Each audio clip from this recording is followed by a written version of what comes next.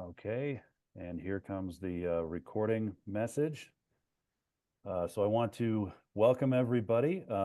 This is possibly the last week of our talks in the Paleoglaciers Working Group Speaker Series. We're hoping to have one more that was postponed perhaps later on, but we'll just have to see how that turns out. So I want to thank everybody for being here. Thanks to everyone who's been participating in discussions, and we've had a lot of traffic on YouTube watching the recorded talks. So I'm really glad that we can keep doing this and that we've been able to have such excellent speakers in the series, including today. We have two talks. The first one will be by Augusto Lima, and Augusto is coming to us from the University of Bergen, where he's an early career scientist specializing in quaternary geology, paleoclimate, cryosphere processes in mountain regions, and geospatial analysis. He has a degree in geography from the University of Sao Paulo in Brazil and pursued postgraduate studies in earth sciences, where he is now at the University of Bergen. He has an early career research position there, where he focuses on glacial reconstructions of the Quaternary period for ecological modeling. His research involves mapping, reconstructing, and compiling past glacier extents, monitoring glacier mass loss drivers, and integrating artificial intelligence and machine learning to simulate past mountain glaciations. All things that we're excited to hear about in the series here. So Augusto, please take it away. Hello, everyone. So today I'm going to present to you all the Davidson Mountains. That is like a global geodatabase of mountain glacier extents of the last glacial maximum that we have been working since the last year until now. But first, I would like to introduce to you all our working group. We are a research branch of a larger project called PPF Alpine, and you can scan the QR code here to go to our website and read more about our projects. And we are based at the Department of Biological Sciences in UIB, University of Bergen. And we are composed by local researchers. We have like Flantua, is the project leader, me, and Eline Rentier, another early career research here. And also we have international collaborators, Margot for Charles University, Hughes from Manchester University, Duffer from University of Dublin, Barr from Metropolitan University of Manchester, and Labs, who contributed immensely with like Western US Paleoglaciers geodatabase, the most updated in US. And before I present to you our results and methods, I would like to go for the background of the conception process. So first, we started to create these mountains because we realized there's an absence of updated global geodatabase with reliable reconstructions and especially connected to the original sources where it came from. As well, and this reconstruction is very important to understand regional climate patterns in the late Pleistocene, especially at the LGM, that is like the last major glacial event that happened. Some can say Younger Dryas is discussable.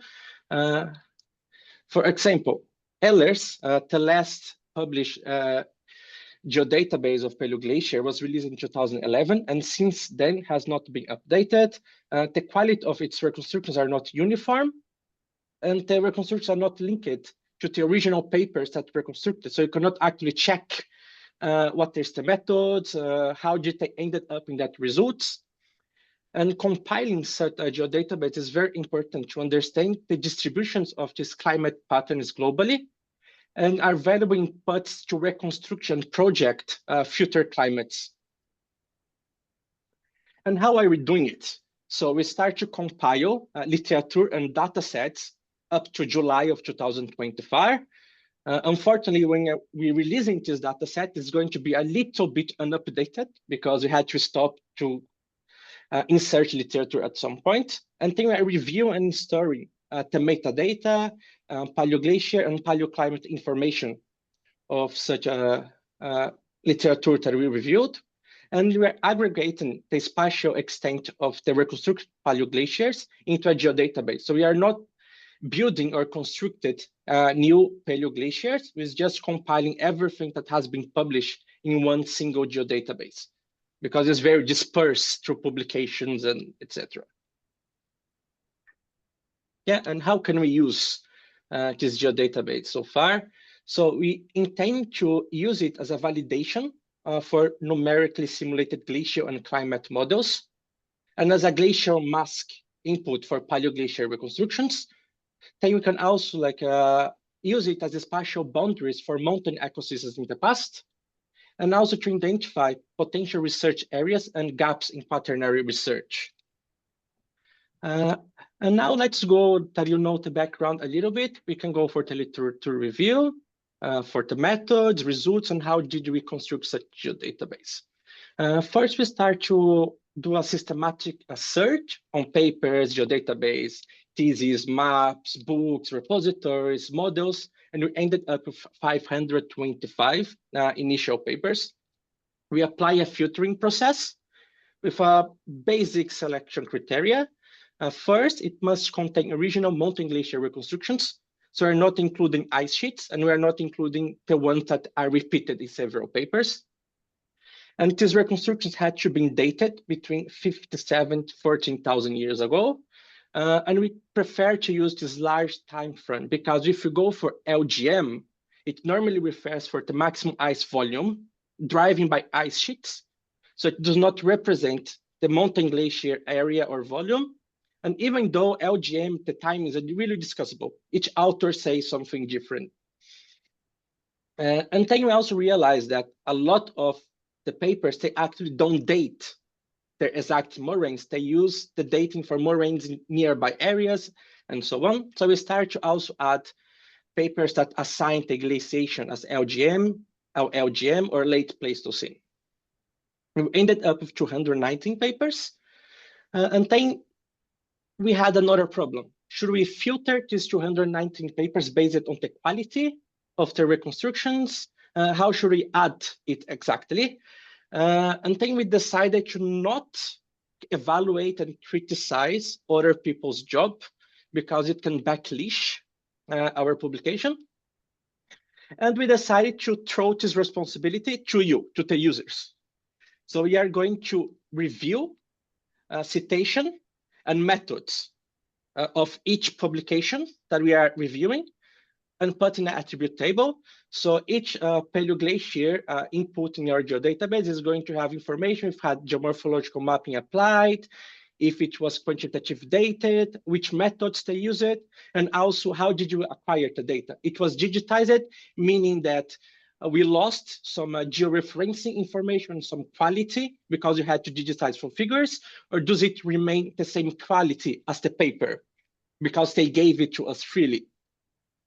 And we also are reviewing the results of such papers and putting also in an attribute table. So you are going to be able to see what is the timing they say it was deglaciated or glaciated, what is the EOA they reconstructed for the area, how much cooling did they say it occurred here. So you can make your own evaluation of the data set and choose which reconstructions to add and which reconstructions to leave behind. And after that, we start to request data or to download from open access, and also to digitize when the data was not provided by us. And so a quick review here. We went for the systematic literature search, apply a filtering with selection criteria, made a literature review compiling metadata and information, requested data or downloaded, and went for digitization. And here, like some interesting result of the global distribution of papers, publications compiled by us. And we can see here that Europe concentrates most of the published papers or maps or the geodatabase whatsoever in the world. Like 41% of all the publications we compiled is from Europe. And then if you add Asia to that, is like 66% of total literature review is in Euro-Asia continent. If you go for the South Hemisphere, like South America, Africa, Oceania, and Antarctica, it's only 18.4% of total publications compiled. It is like over 4 times less literature than the North Hemisphere. So the distribution of research are not homogeneous in the world. We have areas super researched and areas that's lacking a lot of research yet. And regarding our data acquisition process, North America, especially USA, is the area that has more open access data available. So only 31% of papers had to be digitized in North America. And if compared to the other areas in the world, barely half of these reconstructions were open available. So Europe, we still have 55% open access. We only had to digitize 45%. But if you go to South America or Oceania, we had to digitize 75% of the data. So it's quite complicated to build such geodatabase. And talking now globally, so 50% of our reconstructions were digitized. Open access data that we had is mainly from Ehlers et al. 2011, or from the Western US Paleoglaciers. So it's not common at all to put this type of data open access. And if you go for like upon request, only 70% sent the data to us, but the 50% of the digitized reconstruction, they actually say it was available upon request, but was not actually available upon request. Now that we know a little bit of our process of literature review, we can go, how did we actually create the geodatabase? We have our outputs, that is the literature table and the shape files, and we automatically connected both using ArcGIS Arcade. So it's like a human error proof, more or less. And we decided to organize these shape files by citation, so by paper published, and by mountain range. And for that, we used the Global Mountain Biodiversity Assessment by Sneflag et al. That is basically a hierarchical mountain range classification. It goes from continental level to single mountain range level. And we decided to do that because we realized that a lot of research is done in the same area, in the same mountain range, but it's named completely different. So there's not a systematic classification naming of mountains, and it's very difficult for literature search, for systematic search, because you need to put different names to localize reconstructions in the same place. So in our database, all reconstructions in the same place is categorized in the same mountain range. And finally, we went for some validation process that we're comparing our geodatabase to Ehlers et al. 2011 to show how much have we improved in this past over 10 years. And now some interesting results here. Here we are like an overview of the research done in mountain range globally. So we researched 174 mountain ranges, in which 91 we known to be glaciated.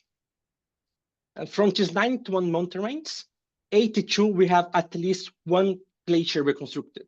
Doesn't mean that all glaciers in that range were reconstruction, but we have at least one reconstruction there. Although 16 of these mountain ranges, we don't have even enough geomorphological evidence to say it was or not glaciated. So it's areas that we really need to put more effort to research. And other 67 mountain ranges we know to be ice-free.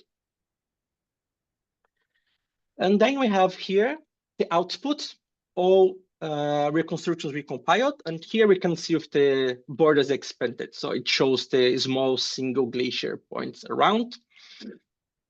Here we are using many glacier inputs. So for the same area, we can have 2, 3, 4, 5. If different authors reconstructed glaciers in the same range or the same glacier itself. We compiled 616,602 polygons here in total, and we separated the ones that are empirically reconstructed from the ones that are numerically reconstructed. And we opted to put some numerically reconstructed glaciers in areas that we don't have an empirical reconstruction, or in areas that the empirical reconstruction is not accurate. So we have this other option to check.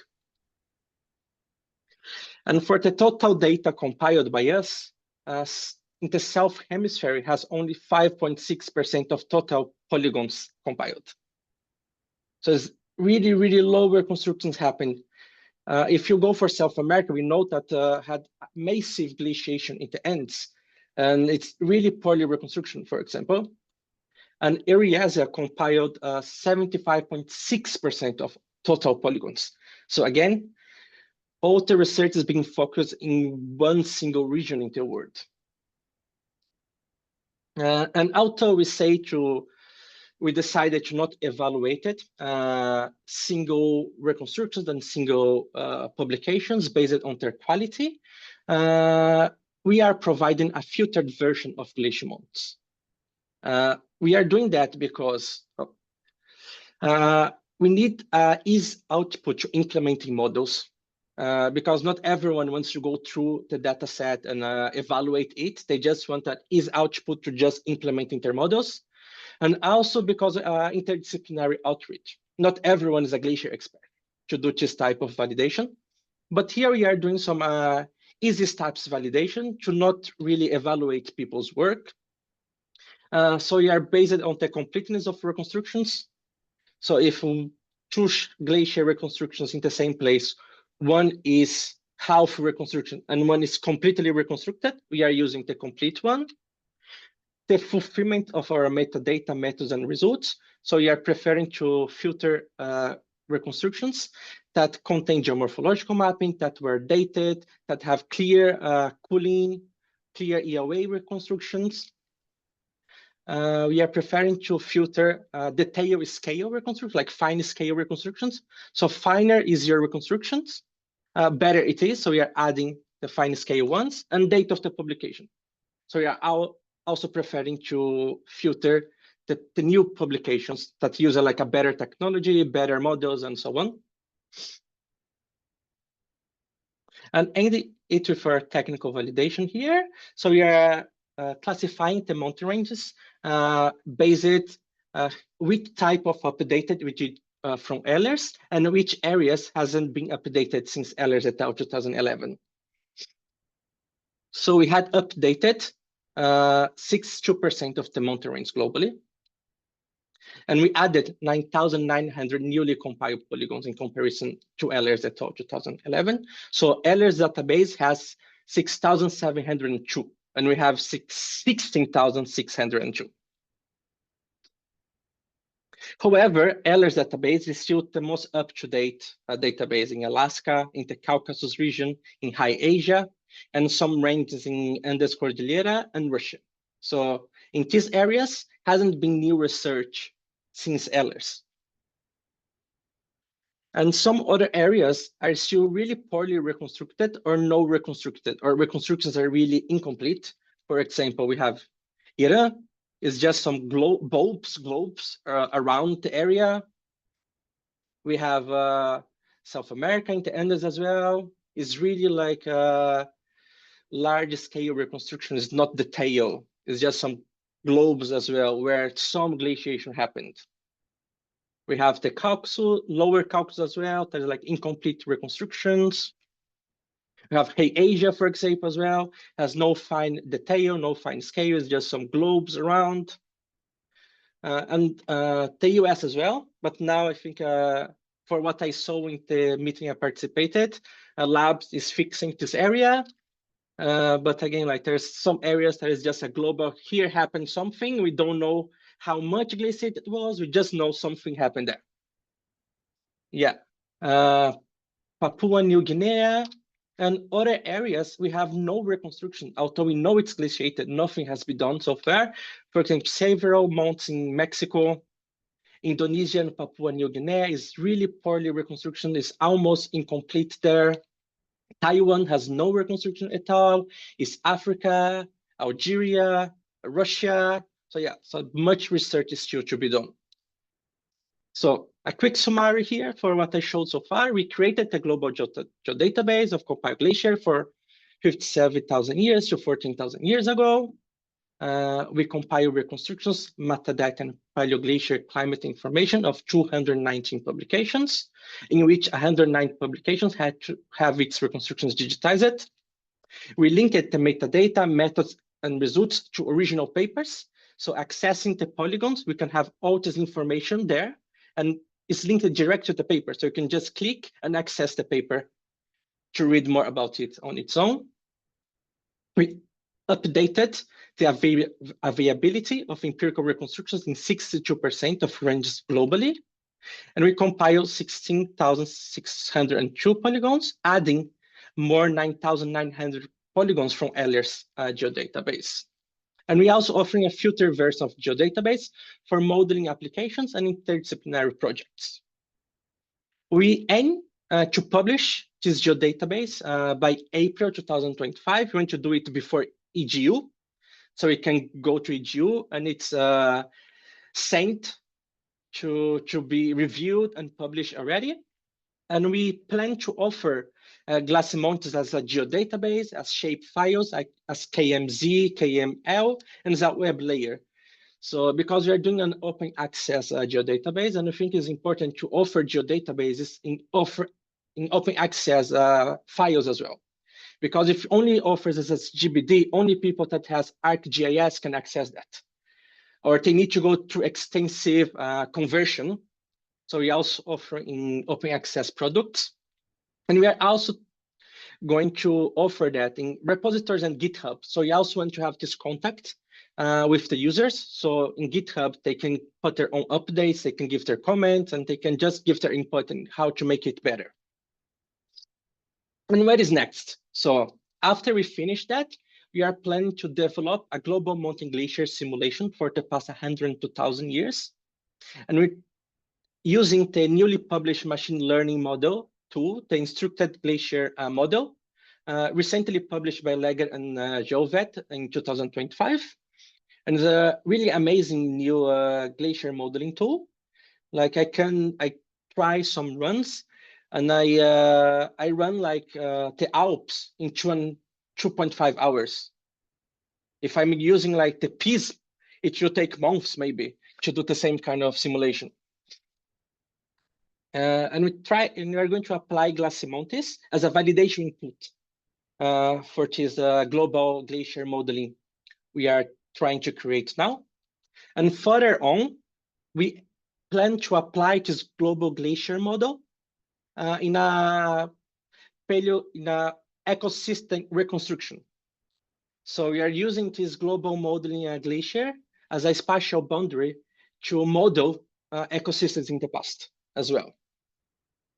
And that's all I had to say to you all. You can have my contact information here if you want to contact me more about this project, or if you have some inputs, want to be part from the global glacier modeling as well. We are open to collaborations, international collaborations. Yeah, I'm open to questions if you have any doubts about the geodatabase.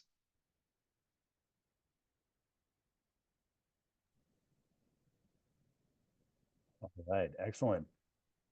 Thank you. Thank you very much. That's an enormous effort that you've put into this, and a very thoughtful approach. And I'm sure there are lots of people who are interested in learning more. We do have plenty of time for discussion if anybody wants to jump in.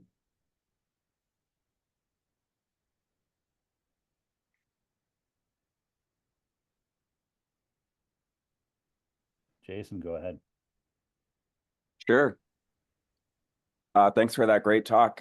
You guys have made a lot of progress. I don't know if Suzette remembers, but a couple of years ago I was on sabbatical in Bergen, and we spoke a little bit about this project when Julian was just getting started. And yeah, very ambitious, and I'm really impressed with how much work you've done there, Augusto. It looks really tremendous.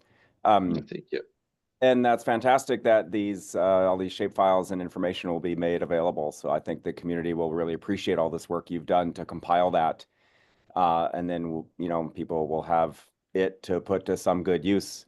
It strikes me already, this is a comment, not really a question, but even with what you've compiled already, you have a global distribution of glaciers across the planet, mountain glaciers across the planet, and their various elevations. And I'm just thinking of some of these classical studies like by Steve Porter of just the Cordillera, where you can plot like glacier ELA, from the tippy top of the planet to the bottom, and you can see how the ELA rises and falls into different climatic zones across latitude. That would be really interesting to look at more globally now with data like you've compiled. You can assess things like the glacial buzzsaw hypothesis, by overlapping where your glacier, the elevation range in which your glaciers exist across the DEM information of where topography is. Just all sorts of fascinating applications of this. So anyway, just a comment. Oh, thank you very much for the comments.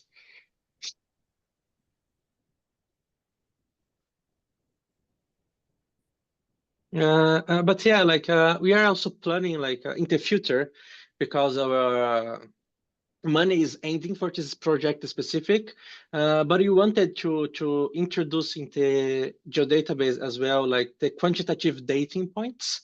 There is a very good database, not geospatial database, but just a database of cosmogenic dating, and we are initially planning to apply it to your database, so you could also access that, and also to put some ELA geodatabase there, so you could do this comparison. But in the end, for us, was too much work right now, and you have this time limit and this money limit to do all of that.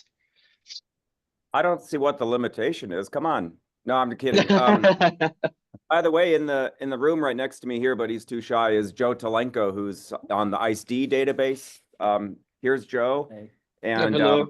I don't know if I assume you know the ICE-D database, but that's the cosmogenic nuclide exposure dating database worldwide. And Joe worked closely with Greg Balco and is now sort of leading the next phase of that ICE-D database. So I'd encourage you, if you have maybe as a next step, if you wanted to incorporate more geochronology into this project or come up with ways where you can blend the two together, reach out to Joe here.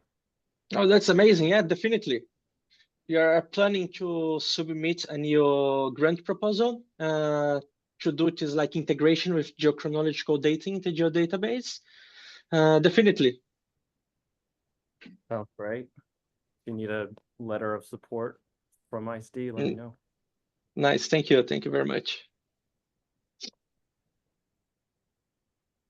Yeah, it's oh, sorry, I was gonna add a little more. It's we have a web feature service for all of the data points that are in the database, and there's a systematic way to extract IDs for landforms and things like that. So I could envision, maybe if you have a unique identifier for each polygon, it could get linked to a unique identifier for a landform in ICE-D, and you have this sort of programmatic connection where you could dynamically request from ICE-D the ages for that landform linked to that polygon that maps the extent of the LGM, something like that.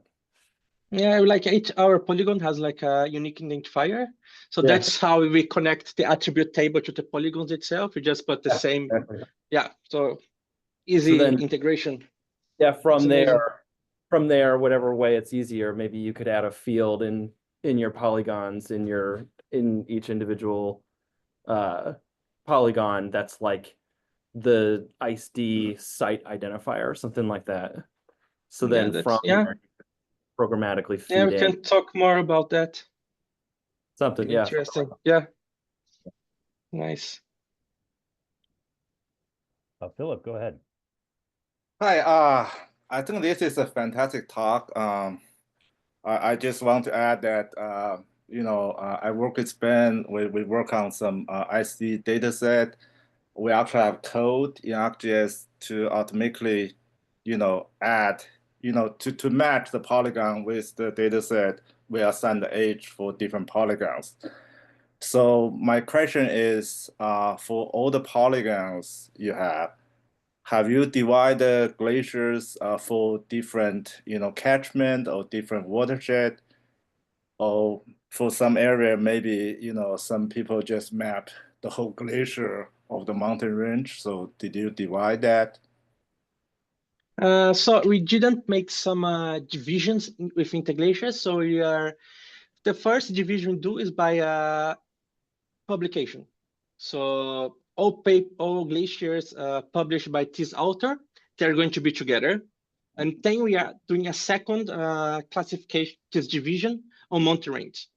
So the glaciers published by this author in this mountain range, they are divided together, but we didn't go into dividing in catchments or other things. We are using the GMBA, and we are dividing it in the mountain range level 6 there. I just want to let you know, I think we work on the program to divide glacier to individual catchment and then assign ID. We also have the code available to assign ages based on IC dataset. I think we'll definitely look forward to collaboration with you. Huge data. That's amazing, yeah. Yeah, right. Keep contact. You can send me my contact information, and then we can start to talk about collaborations and further steps of the geodatabase. And it'll be amazing. Yeah, sure. Yeah, I will contact you. Yeah, after meeting. Amazing, thank you. Yeah, this is exciting.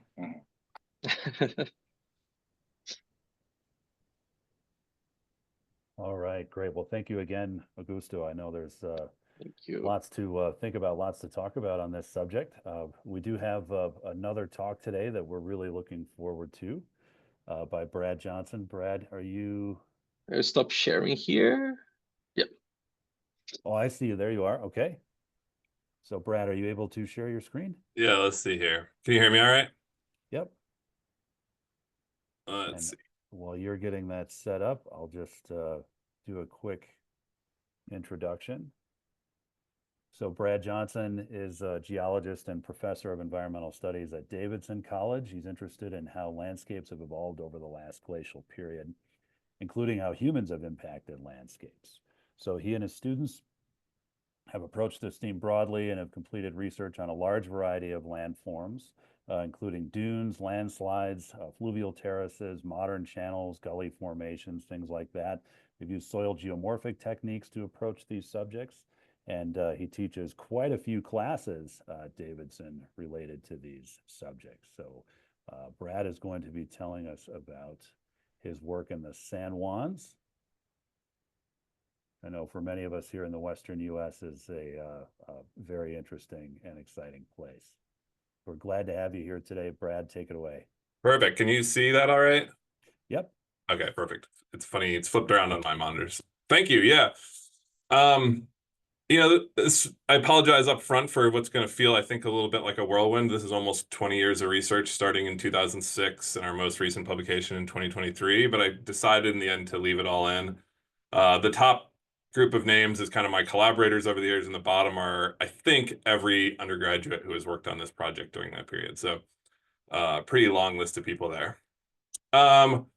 Just to get us for the field area, for those who don't know it as well, I always think of the San Juans as being kind of comma-shaped, and most people tend to think of the Western San Juans, which are the real craggy kind of crystalline rocks a lot of the time. And we are interested in the other part of the comma, the dangly part of the comma, in the southeastern part. So, and the topography and the geology down there is quite different and has a real controlling effect on almost everything we see. Some of you may know this. This is the Atwood and Mather 1932 ice extent map. It's a pretty remarkable effort if you think about these two guys riding around on horseback in the 1920s mapping this. We find it to be remarkably accurate, even though like they constantly are making geology errors and they never make glaciology errors. They seem to almost always have these perfect. My favorite part is it does not cross into New Mexico because they stopped literally at the border. So we don't actually know what these two glaciers do right on the boundary there. What's interesting here is this is two separate ice sheets. They do kind of interfinger each other with these valley glaciers. And we're going to be working almost entirely kind of down on this second ice sheet. And it has very different topography that we often highlight here, which is that we think the ice caps sat on top of what are flat-lying volcanic rocks. You can actually see some of the stratigraphy in the flat-lying volcanic rocks. And so it kind of carves off the top. They end up looking very kind of plateau-like instead of craggy like the Western San Juans. And then within that, we get these U-shaped glaciers or valleys caused by valley glaciers. So very different topography. And the result is oftentimes, and not always, but it's oftentimes these very high elevation landscapes. This is probably 12,000 feet that almost have no relief to them. You know, the ridge line isn't that much higher than the valley bottom on your first order streams, which is fairly unique. Yeah, and the bedrock is a mess, almost always a total mess. So there are some ignimbrites in here. I couldn't find a photo of the ignimbrites, but almost everything else is volcaniclastic, and these volcaniclastics fall apart. I think I can count on one hand the places I've seen glacial striations in the area. I mean, there's no rock hard enough to hold glacial striations. I've often used this photo on the right because everything above my field notebook there is till, and everything below my field notebook there is like an ash welded volcaniclastic rock of some sort.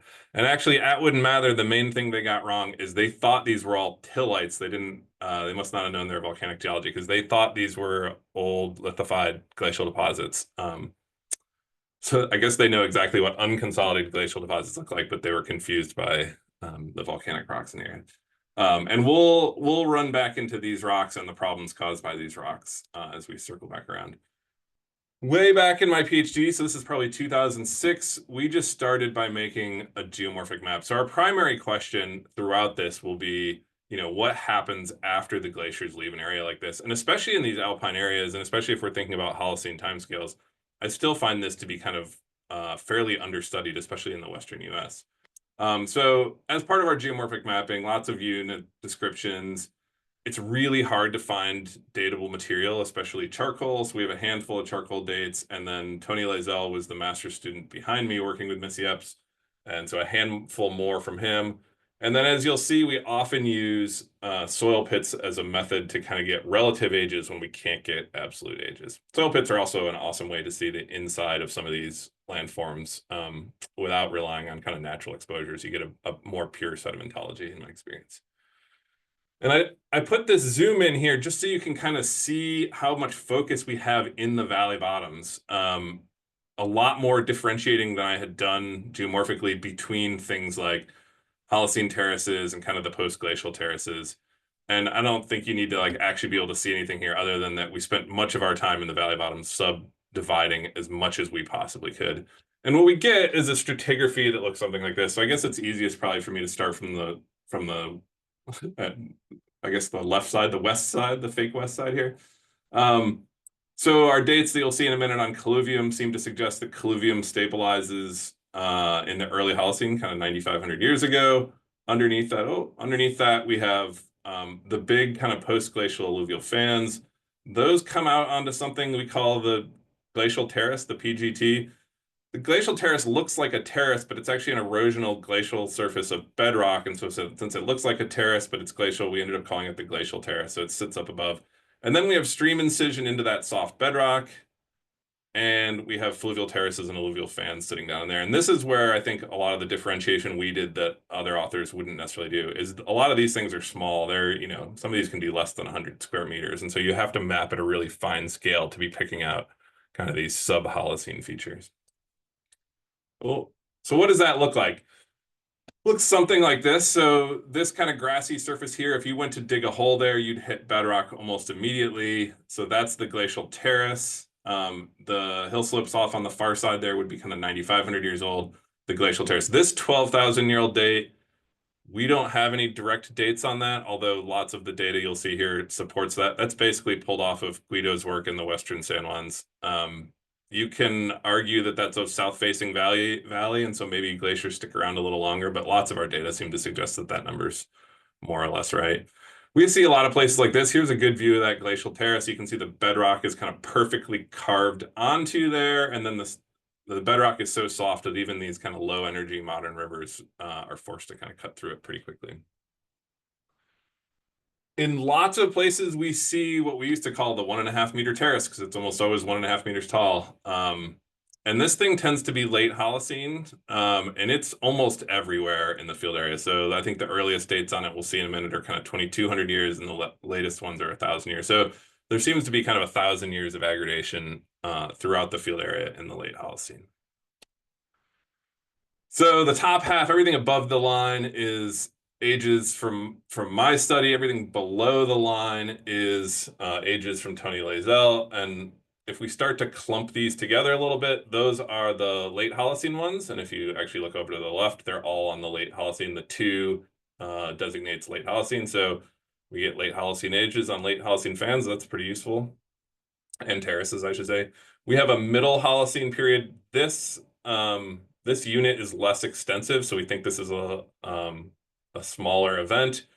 And then we get kind of these bigger stabilization events in the 2,000 years after deglaciation. So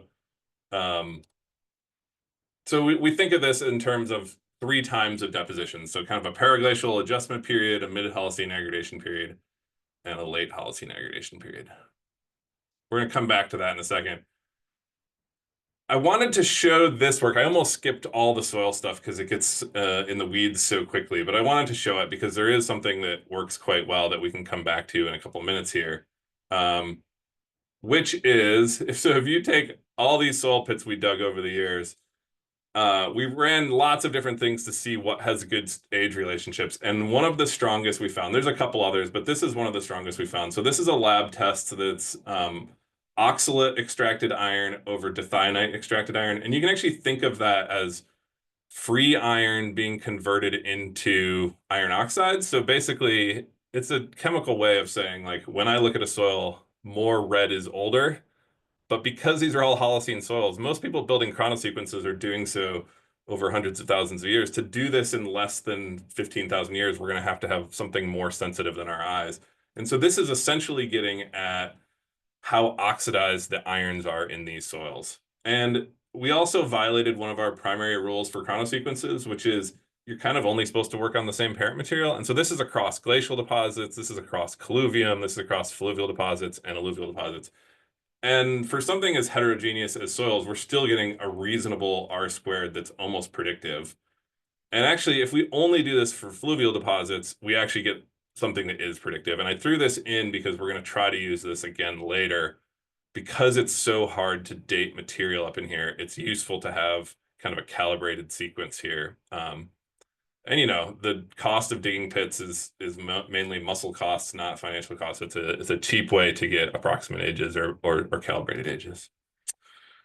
The other half of my PhD is actually, we were looking to create a climate record. This is the Cumbres Bog location. Missy Epps and Jake Armour went up to make sure they still knew how to use the Livingston core and found one of the best bogs we'd ever seen before.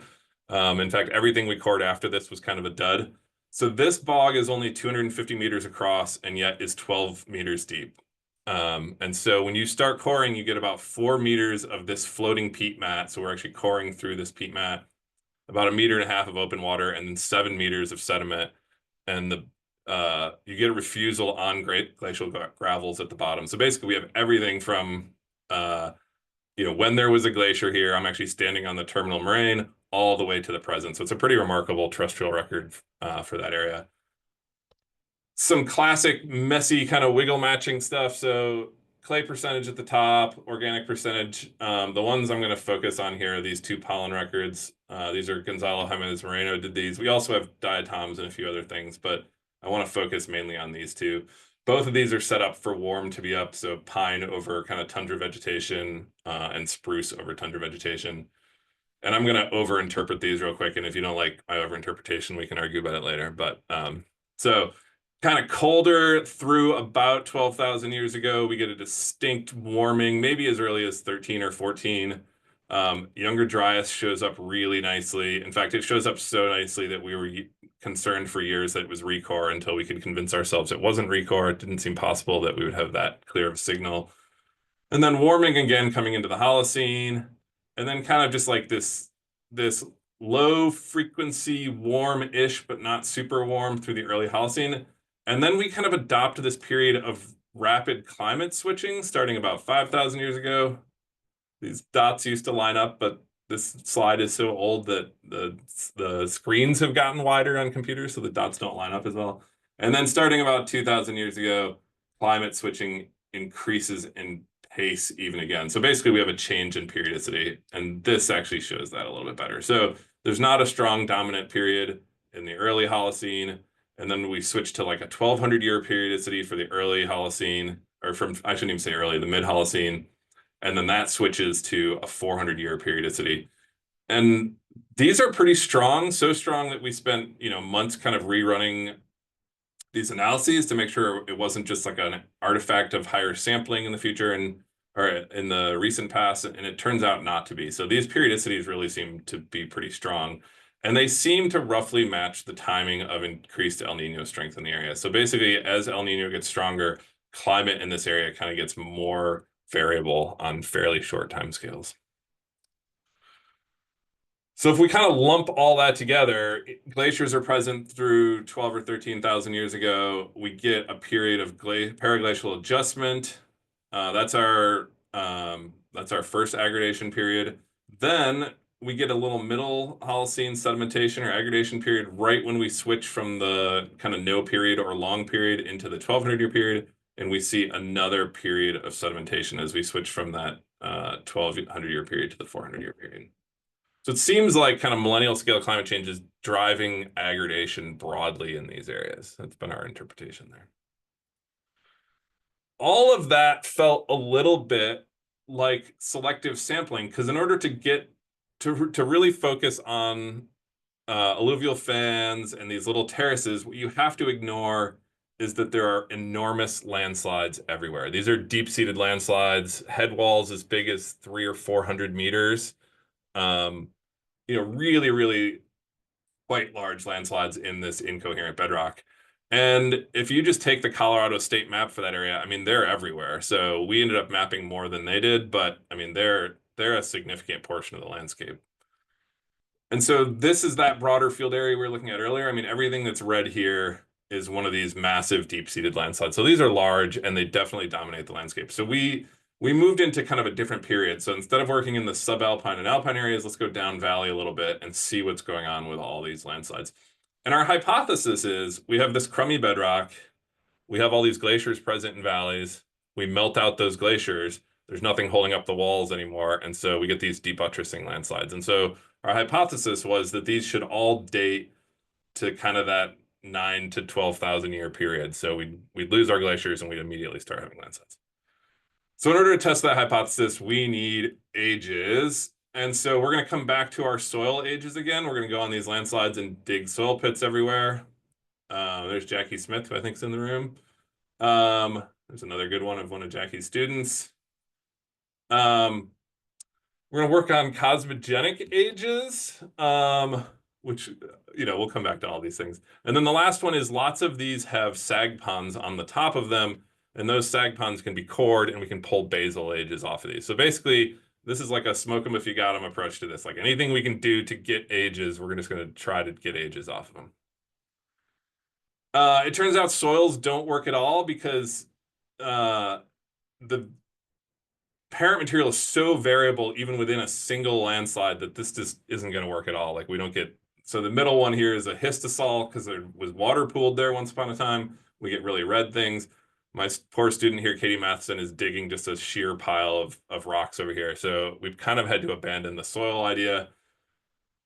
For cosmogenics, every time Jackie would take a sample and then take it back, it turns out all the silica in these rocks is tied up in glass and they would fully dissolve and we would lose everything. So eventually she managed to get chlorine ages out of these with the help of Joe. And so we have some pretty decent chlorine ages, but it was, through a lot of trying, the bedrock is super messy and doesn't seem to support this very well. As we move to the west later in the studies, we actually get a little bit of quartz coming in that makes this a little bit easier. And then for reasons I still haven't figured out, every single core we took has inverted ages at the bottom. So there's some sort of bioturbation in these ponds when they first form. And so we end up kind of combining all this to get limiting ages, which frankly is all we needed. There's another set of inverted ages. There's another set of inverted ages. Which actually isn't terrible in the end because all we needed was limiting ages to get an idea when these landslides happen. So here's a little cluster of all of our landslides. We think of those as like limiting ages with time, becoming less certain going back in. The big thing here is when you look at all these, what you'll notice is they're not all occurring 10 to 12,000 years ago as glaciers retreat. In fact, they seem like they can happen at any time, including further down valley in places where we don't have glaciers. So, and things as recent as 2,000 years ago. And if we put that on the climate record, it doesn't seem to do a whole lot for us. In fact, almost none of them line up with our existing times of sedimentation. So this doesn't seem to work at all. So if we want millennial scale climate, that's going to work. There's no neotectonics in the area. We get lots of intense weather events there. They don't seem to be drivers of these. And so we end up going through the literature looking for other causes. And luckily, there's one to the West Lost Creek Trail landslide.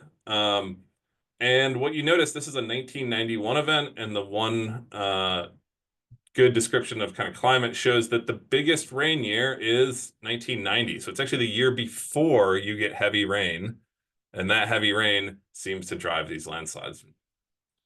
While we were kind of getting towards publishing this, the Oso landslide happened in Washington, and the conclusions from the Oso landslide are not that a big weather event drove this, but the period of 14 to 90 days before that was an especially wet period, up to like kind of 100-year return intervals for kind of the 25-day event.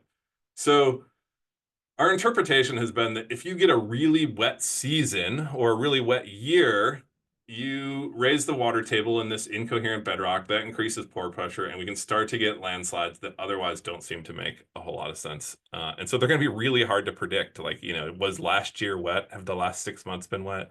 And so I think for hazard stuff, it's going to be hard to sort some of this out. Last little chunk here. So then we moved further down valley to the Rio Grande. So this is the San Luis Valley here. Here's our eastern San Juans.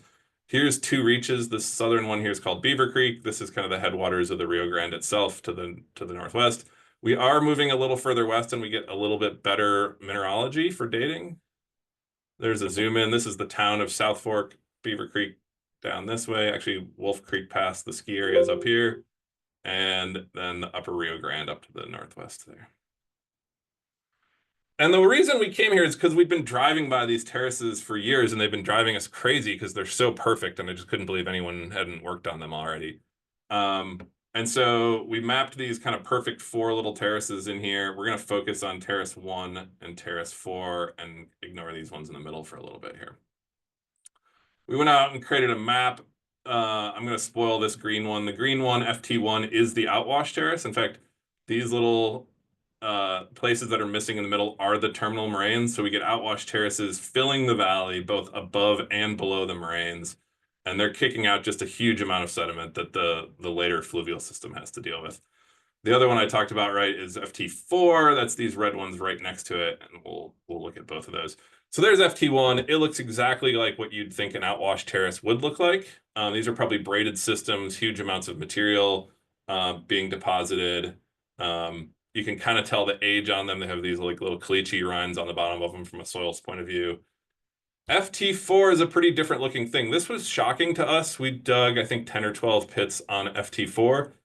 The modern Rio Grande through there is cobble bedded. So we assumed we'd have to dig through cobbles. Every one of these is a pure fluvial sand. And so that left us with some real interpreting to do in terms of why we would be getting sand along a modern river that's supposed to be meandering and depositing cobbles everywhere. Here's kind of our big picture step back, right? So there's that FT1. Here's our OSL dates on that stuff, 12.1, 12.3 just upstream, 14.4 on a different one, and those all kind of match that Guido age of 12.2 for deglaciation. So we're pretty sure that this outwash terrace is active as long as there's ice upstream kicking out meltwater. And the minute we cut off that meltwater, we stop getting any sort of aggregation on that upper terrace. If we look at our dating on FT4, you'll notice that these ages are kind of all over the place in the Holocene, and I'll address that here in 1 minute. But the oldest ones, 9,500 years, which is crazy because that means we have to get from this upper surface at 12.1, 12.2, 7 to 14 meters down and then start aggrading by 9,500.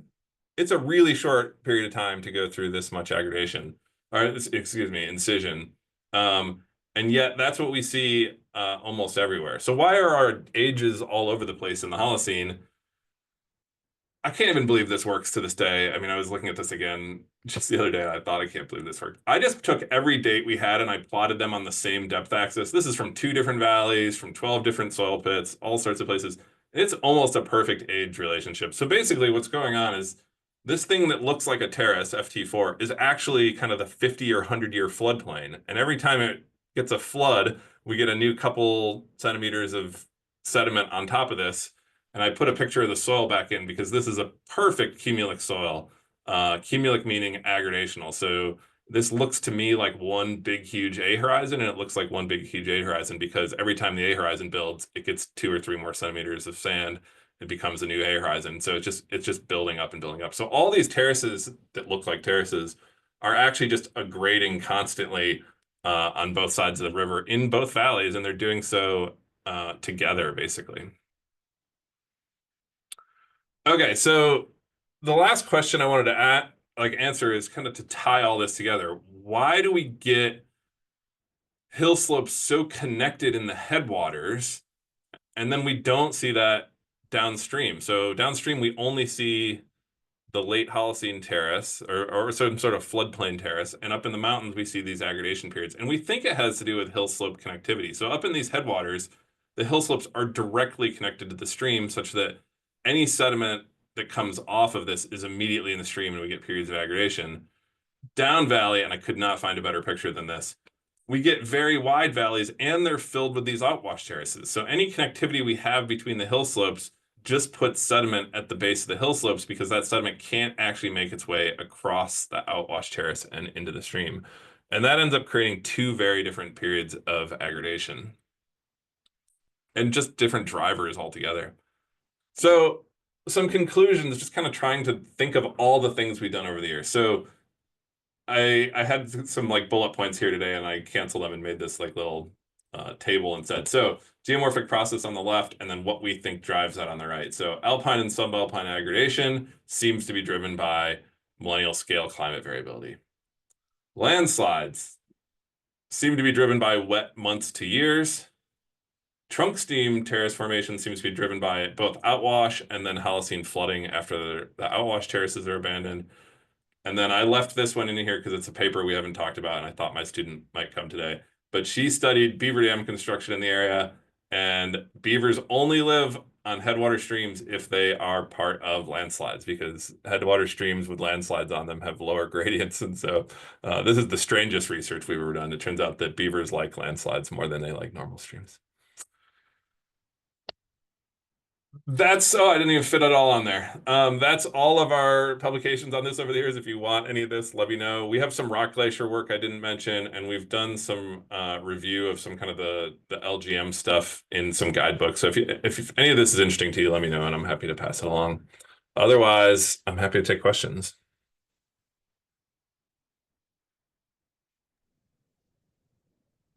All right, great.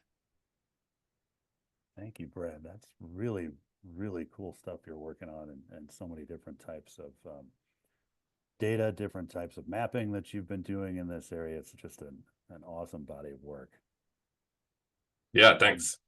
And I think we've got a couple of minutes before we get to the top of the hour here. So discussion, questions, please chime in. Go ahead, Joe.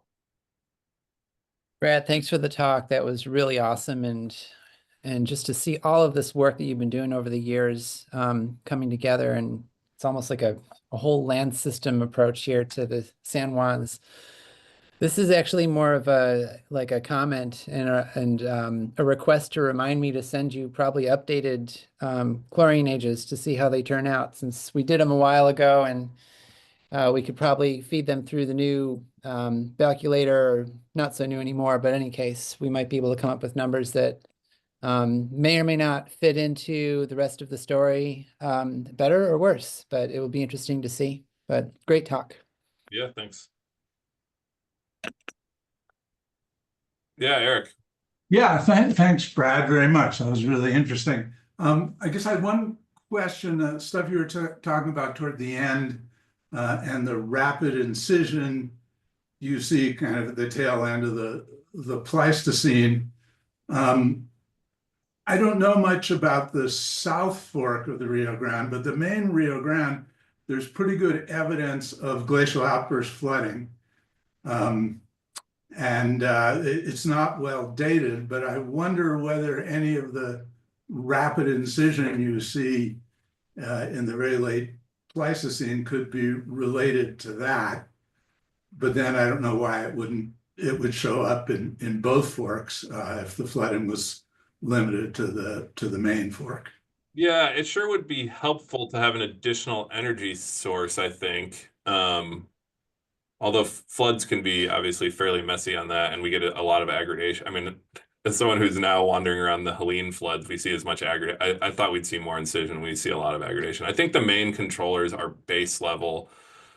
And if we just think about our fluvial scales, if we're cutting off water and sediment, but sediment's being cut off at a greater rate, then you'd get incision there. And I think because it's all sediment and there's no bedrock, it's just easy to dig through.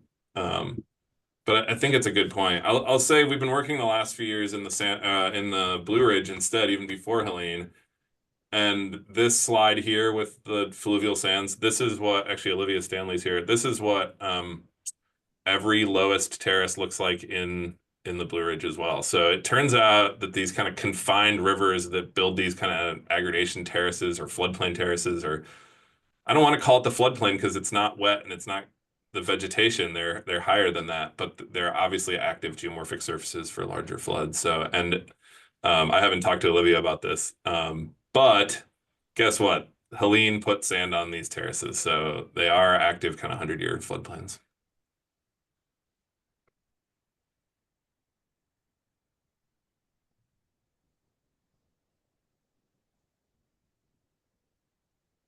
All right. Any more questions or discussion for Brad?